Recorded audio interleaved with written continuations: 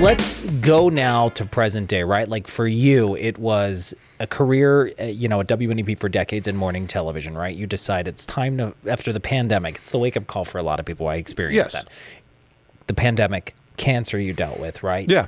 You make it through both on the other side, and you're working in, the communications role with Senator Baker. Mm-hmm. When did all of a sudden another TV potential rear its head? Because let's get to that point. Well, I've lived a blessed life, Ryan, and there's been a lot of serendipity in my life. And we should tell people you have 3 kids. Yeah, I have 3 kids, fantastic kids. My wife and I were married 30 years back in June.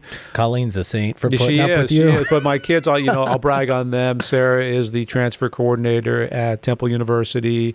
Fox School Business. So if you transfer from a different school to Temple, you go through Sarah. Yeah. Tom's a computer engineer from Penn State. And Ryan, my youngest, is a junior at Penn State. He's a finance major. However, he works for Penn State football. So he works in recruiting for Penn State football as an intern. He's done that for the last 2 years. And he has an interest to be like a football coach. And he's a smart kid. And that's where they're hiring a lot of these football coaches now from like a business background. So I wouldn't be surprised if he's out there coaching football. But I'm proud of all my kids.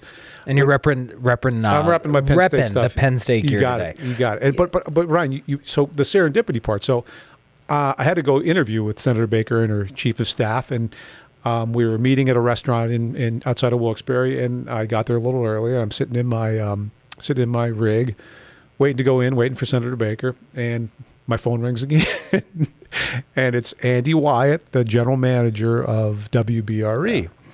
So this is once again 2-3 weeks after I had lost the election and didn't have a job at that point, and what are you doing? What are you doing?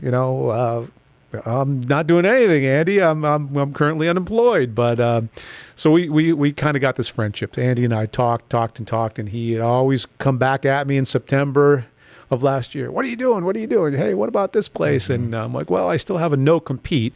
That's one thing in television. If you work at one station, you can't compete against the other for a certain amount of months. So I had this no compete contract, so I couldn't go to work at another station in this market. But Andy he would say, come over, I'm over at the Westmoreland Club. Why don't you come over here and have a beer with me? And I'd go see him, and we'd talk. And there was this mutual interest, but we never could put it together. So finally, it happened.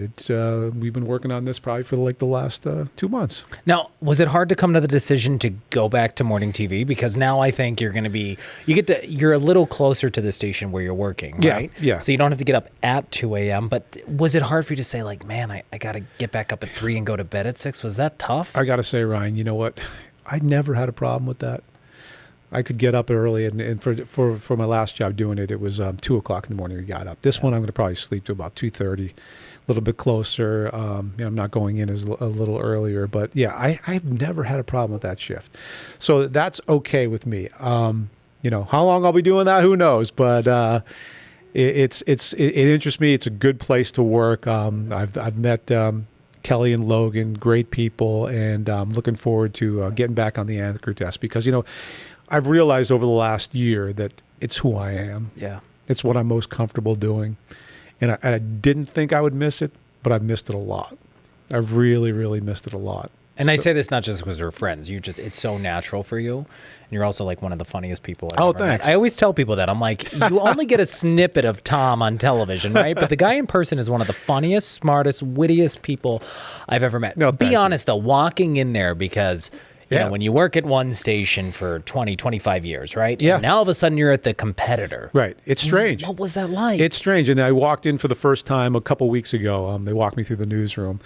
And, I'm sure tongues were wagging on like, what the heck's going on with this? Yeah. And there What's were he doing because here? I got reports from my other friends at WNEP. Wait, what are you doing down that way? We always joke, as big as television is, the industry, it is so small. The really minute is. Somebody walks through a station, it could be in San Antonio, Texas, right? People know. Do you know this guy? Yeah. Especially in the cell phone world where pictures and stuff.